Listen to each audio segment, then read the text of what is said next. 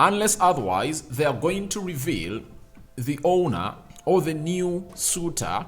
They've decided to take over Manchester United today, but it's coming to the end of the 5 official days of official business, and I don't see this happening before the remaining hours of the day. Welcome to United Matters channel. The Glazers had promised us that they are going to come in here and obviously announce the new owner of Manchester United that they are going to sit down with and discuss the next level or the next things or the next destination of the club and how they're going to do the full handover. Right now, the Glazers are setting Ten Hag to fail, according to me. Smash the like button, comment and share. Rock and David is my name. Don't forget to subscribe, because if at all you're a competent club and the Glazers knew what exactly they wanted to give Eric Ten Hag and see him thrive next season, they would have gone already to do this done and dusted, because they've gone ahead to do 3 rounds of bids and they are no longer even ashamed to really prolong this process. We might even hear a story next week that there is a 4th bid coming in through, because they've been silent. They've been silent. After the 2nd bid, they told us that it's going to take them a week to make an announcement of who is going to really be named the next owner or the person to go to the next round. It took them like 2 weeks, and then they gave us more 3 weeks, So it's really bad business being done by the Glazers in the name of wanting to milk out everything from the possible suitors to really get themselves at the level of staying at Manchester United or really selling the club to Sheikh Jassim Al Thani. So this is why I've come up with a title of this video that the Glazers are setting Ten Hag to fail, because teams are taking away the preferred players of Eric Ten Hag. Ten Hag wanted Jude Bellingham. He wanted McAllister. And as it stands, these players are going to our rivals in the Premier League and in Europe. Let me show you what happened yesterday. It started by Fabrizio Romano telling us the following about McAllister. You remember I brought you a story here that United is interested into McAllister and Eric Ten Hag is an admirer of this player. Now Fabrizio Romano told us yesterday that Liverpool have presented their project and also financial proposal to Alexis McAllister. The club will insist in the next weeks. Discussions advancing, but agreement not yet done. Feeling remains Alexis will 100% leave Brighton, and it will be early May or June. Liverpool want to be fast on Alex McAllister's deal. Understand May and June will be crucial months to proceed in talks. The proposal has been submitted and project presented as revealed this morning. So that is Fabrizio Romano, and that was his first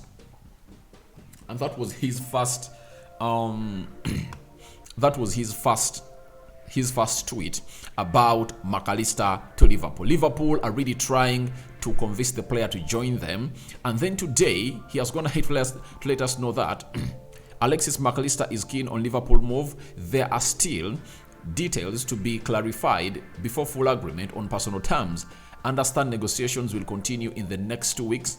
Manchester United remain interested, but it depends on the club's sale. Now, when you hear what Fabrizio Romano is telling us, is simple that United and Eric Ten Hag are interested in McAllister, but the problem is simple. The player is not going to wait for the sale of Manchester United to make a decision on where he's going.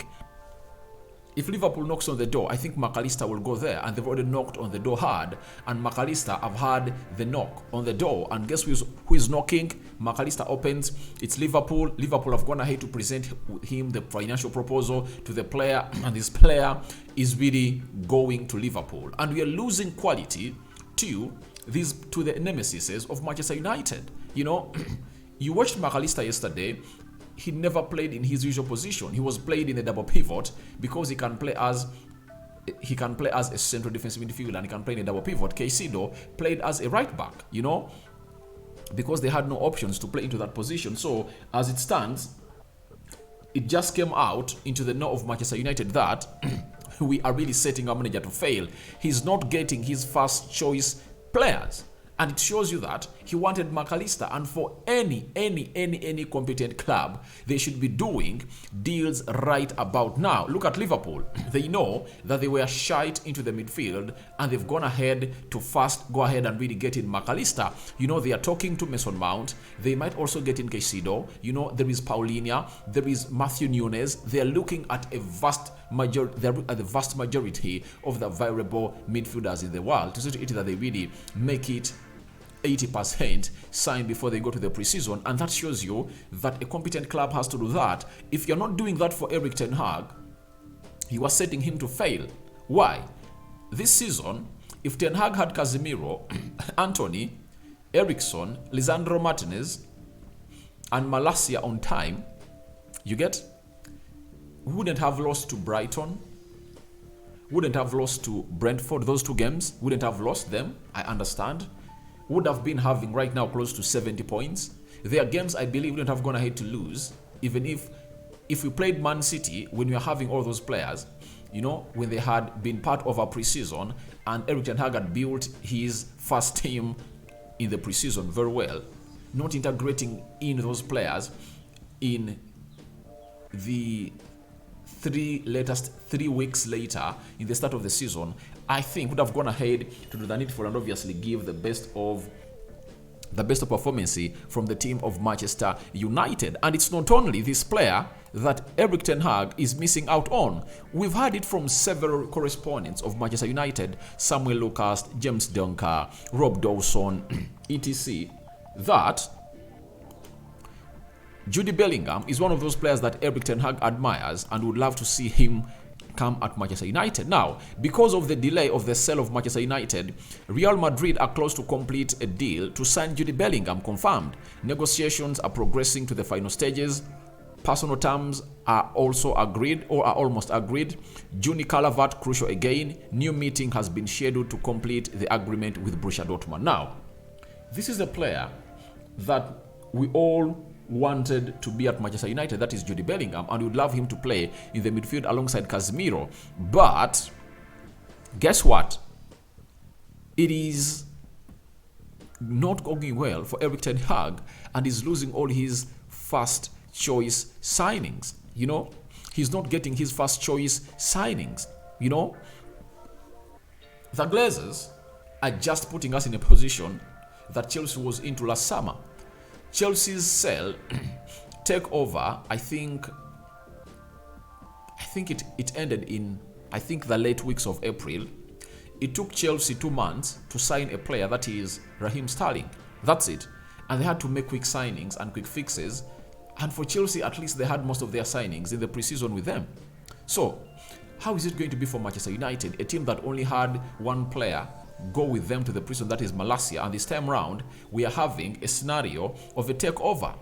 Yet we are in a situation when the Glazers also want to stay and are in bed with Sir Jim Ratcliffe to give them 20% shares, and obviously Sir Jim Ratcliffe remains with 50% shares. It shows you how ugly it's getting, and Erik ten Hag is set to fail.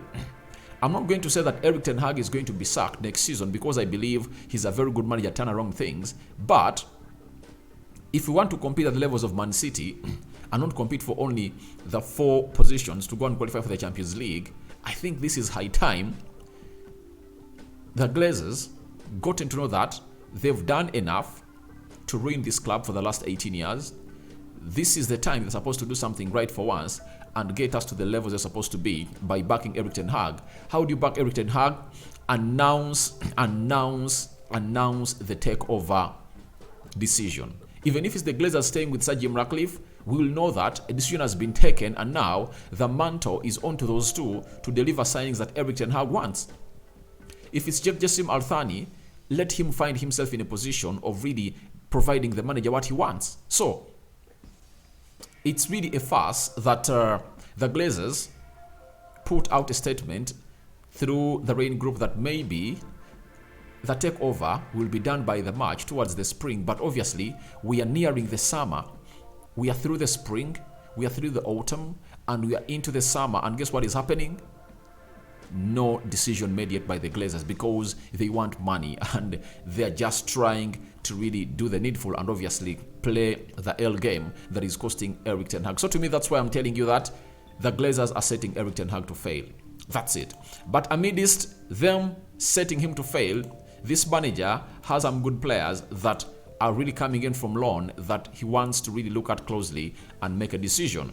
Ten Hag wants to watch Amad Diallo more closely during preseason before deciding what to do next. That is Luke Edwards, and he's a BBC reporter for the Leyton Orient, and he is a lover of Ajax, and he works for the Daily Telegraph. So Erik ten Hag is looking at Amad Diallo, and I think Amad Diallo is going to go on and really surpass the levels that Erik ten Hag really wants, because if Garnacho can, even Amad Diallo can, I really see Amad Diallo as a more talented and technically gifted player than Garnacho, and his physicality is not questioned. And when you look at his efficiency, it's really great. And I think he was not given a chance to stay at Old Trafford, but this time round he went ahead and really played away at Sunderland. He's going to hate to score close to 12 goals and put in 3 assists this season. So that will really need Erik ten Hag to see him and obviously see whether he's fit to play for Manchester United. To me, I think he has done it all. He is the best player, or is the best loanee of Manchester United that has gone ahead to really make a lot of sounds. Alvaro Fernandez has gone ahead to play well at the left back at Preston North End. Ethan Laird, QPR, he played well. Hannibal, blowing hot and cold. But I think for Amad Diallo, he's getting directly to this team, because you need a player like Amad Diallo to be on the bench to force the best out of Anthony. We look at how Anthony played yesterday.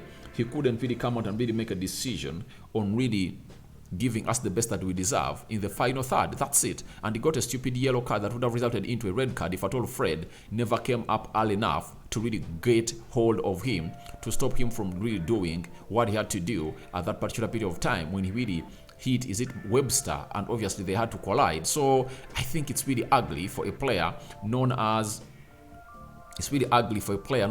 Anthony. And if at all you're having a player that can get the job done better than him, I think it's Amad Diallo. And to me, I think Amad Diallo has a skill set that is so much going to fit this team of United. First and foremost, he's unselfish. Anthony is selfish. He comes in through and he has just one thing to do. He's predictable. But for Amad Diallo, one time he'll go in for a back post, for a back post cross. He'll go in for near post shot.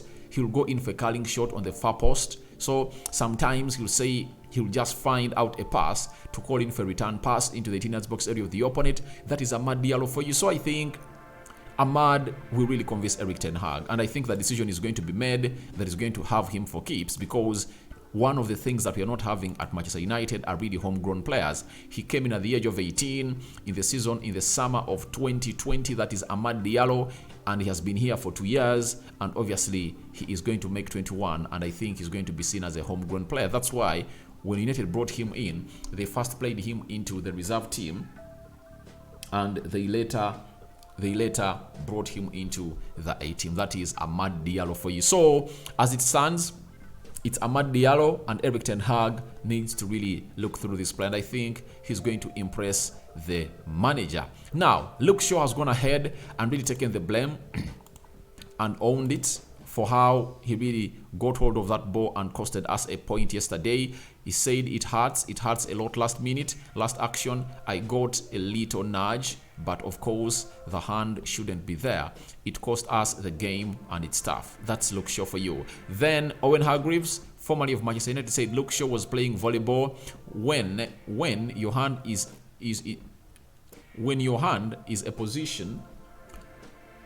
in a position like that, you are always going to give a penalty away. That is what he said, and I think it's good to own their mistake and obviously know that it costed us the game, though some people have not gone ahead to really give Luke Shaw the slate he deserves, because if I thought it was Harry Maguire, I believe people would have gone ahead to really give up and say, all right, they would have gone ahead to throw lots of slates to Harry Maguire if at all it were him. So guys, thank you for watching in through. Tell me your thoughts about Glazers setting Ten Hag to fail into the comment section below, and I'm also calling in for your reactions onto Amad Diallo. Will Erik ten Hag be convinced to keep him? And what do you make of Luke Shaw coming out and really taking the blame for the goal that we really got. I sign out for now. See you later. Rock and David remains my name. I cover you all in the precious blood of Jesus Christ. First story of the day. More is yet to come. Bye-bye.